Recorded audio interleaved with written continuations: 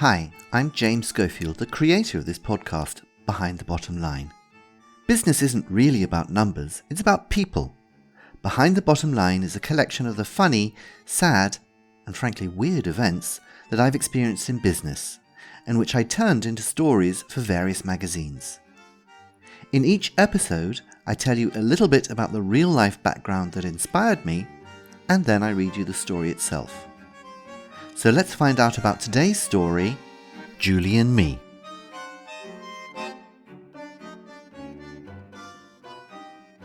Julie and Me was written in 2011, and it's the first appearance in my short stories of two characters called Julie and Paula. And I've used Julie and Paula about 5 or 6 times since then in different stories. So this is the first time they appear. And in this story, Julie and Paula, they're mid-20s, and they work in an office in London. We don't know what kind of work the office does, but they work in an office in London. And the office decides that it wants to introduce hot desking, whereby people don't have a fixed desk in the office. They can go to wherever there's a free space. But in this particular office, it's a slight variation on that. And they go to the places that are assigned to them by Julie and Paula. And the idea is that the company can save money by only not having to rent so much office space. What Julie and Paula recognize is that they can actually profit from this situation by fixing where people are sitting and who they're sitting with. And they take advantage, if you like, of this possibility by getting little presents from people.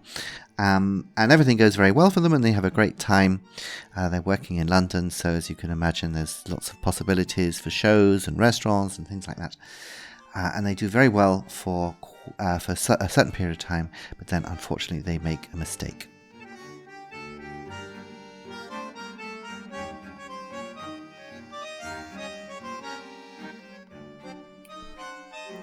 So looking at Julie and Me again for the first time after a considerable amount of time, I realised that actually there's an awful lot of elements in there that come from my past life, so to speak.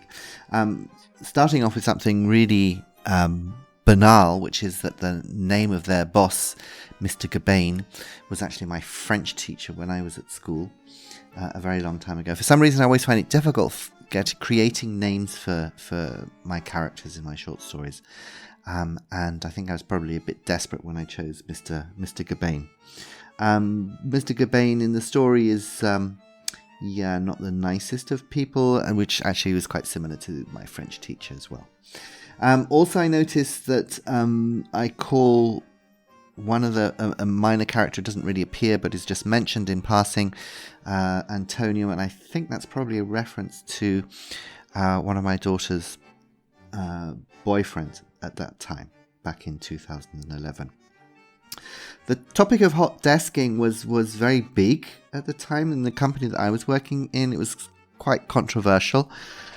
People are quite territorial, and they didn't really like hot desking at all. It's still something which provokes lots of disagreements about whether it's a good idea or not. I tend to like it, but I thought it was interesting how strong people's reactions were to the whole question of hot desking, and how often people made excuses about why it wasn't a good idea and why they didn't want to do it.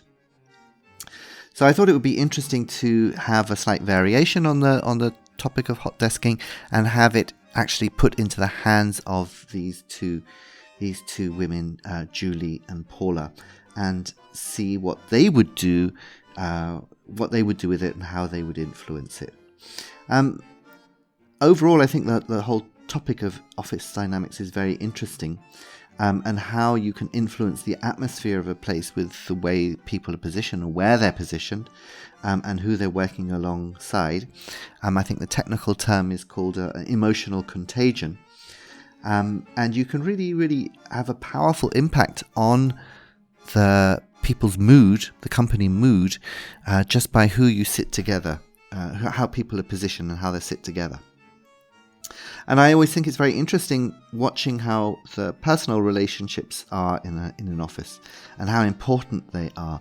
I always think offices which try to deny that or downplay that are just ignoring the reality of human beings. We're gregarious creatures, and the personal relationships, it's not really possible to separate the personal and the professional life in companies. And I think that is something that you see very strongly in Julie and me. The two central characters, Julie and Paula, as I said before, they're characters that for some reason really caught my imagination, and they've reappeared in different stories subsequently, some of which will appear in subsequent podcast episodes. And they are really based on on a compilation or different women that I've worked with over the years. Particularly when I was a student and I was working in different offices in London, doing jobs like being a telephonist or doing photocopies and stuff like that. And there were quite a few women like this, like Julie and Paula. And basically they don't really have very much respect for authority. And certainly at that time in most offices in London, so we're talking about the 80s now, that was mostly men. They really didn't have very much respect for men, quite rightly so. And they tended to find ways to play the system, to what was the angle that they could do in order to benefit them. Not for malicious reasons, but really just because they wanted to have fun. And I think funnily enough, there's an influence of Beatrix Potter, the story of Two Bad Mice. And for me, Julie and Paula are completely non-malicious, but a bit naughty. And they really just want to have a good time and enjoy themselves. And yes, if they take advantage of the hierarchy, if they take advantage of the system, then they're quite willing to do that. But as I said, not for any malicious reasons at all. I think also, I noticed also there are a couple of other sort of elements in the story which are, I think, influenced by fashion. For example, one of the characters called Melanie, and there's a reference to Paula talks about the Wonder Bras that she wears, and back in 2011 I think they were pretty fashionable, and that probably explains why they appear here in the story. The other point which I noticed and rather shocked me actually when I saw it was the ending, which has a slight hint of anti-European Union about it.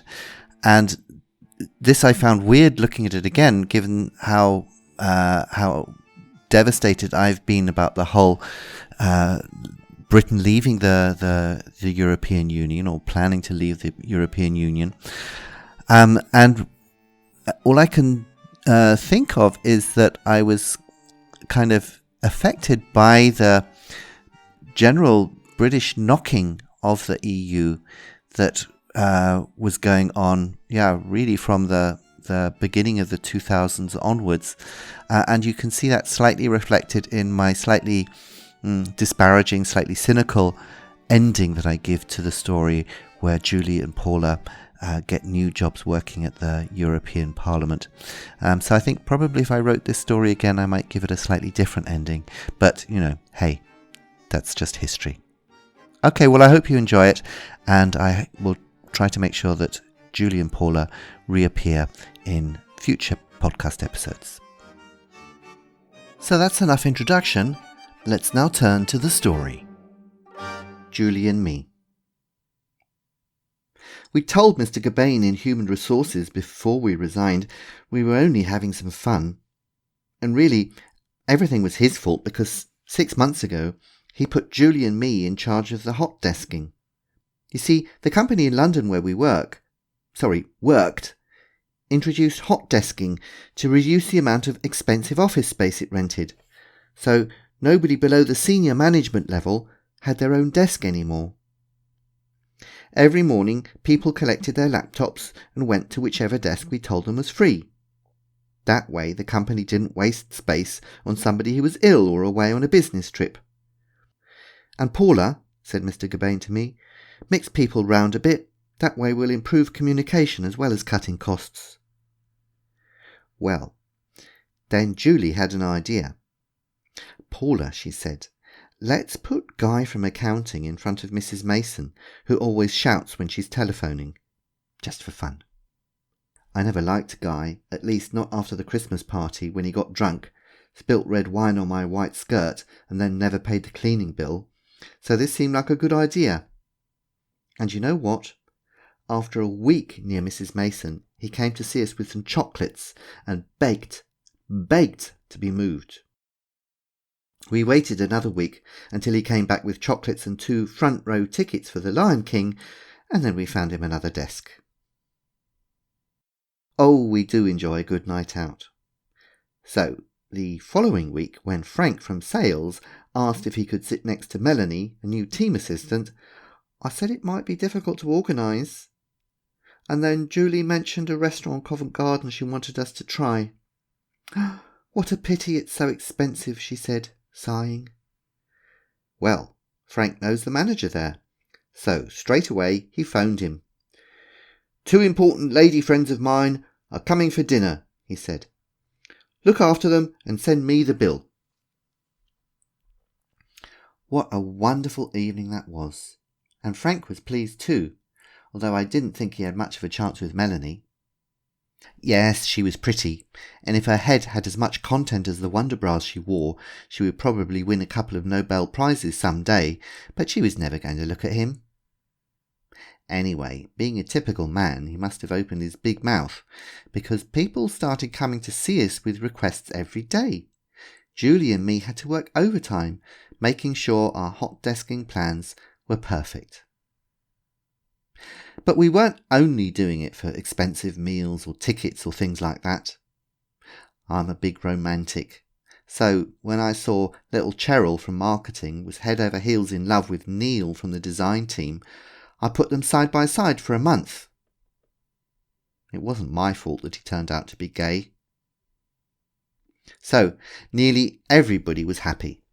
Mr. Gabain was pleased, and Julie and me were having the time of our lives. We went to all the new shows and smart restaurants, and some people gave us some lovely presents to say thank you for our help. But finally, we made a big mistake. It was like this. Simona from the travel office needed to impress Mr. Gabain to get promoted. So we placed her just outside his office for a month, and she got us a last-minute holiday for a week in the Maldives. Because it was last minute, we had to finish our work fast, but somehow we managed to organise everything. On Friday, we emailed a seating plan for the following week to everybody and took a taxi to Heathrow Airport. Oh, we had a lovely time in the Maldives, and the night I spent with Antonio, the yoga instructor, will live in my memory forever. But when we returned to the office, it was complete chaos. You see, in our hurry, we'd put some people's names in the wrong places on the plan. Simona was being driven mad by Mrs. Mason. Frank's new neighbour was gay Neil, and worst of all, we had put Tony, Trixie and Paul in the same room. Well, they hate each other. So, after 2 days of fighting about everything, Trixie poured coffee over Paul's head and stapled Tony's tie to his chest. Nobody was working, and Mr. Gabain was furious. When he found out about the little arrangements we'd made, we knew we had to go. But we also had a piece of good luck. We had accidentally placed Melanie right in front of the office of Mr. Edwards, the managing director. And in that week, they became friendly. Very friendly. Well, she said nice things about us to Mr. Edwards, who then told Mr. Gabain to write us helpful references. In fact, Julie and me have just got new jobs together in Brussels working for the European Parliament. And I think that's probably a good place for people with our skills and experience, don't you?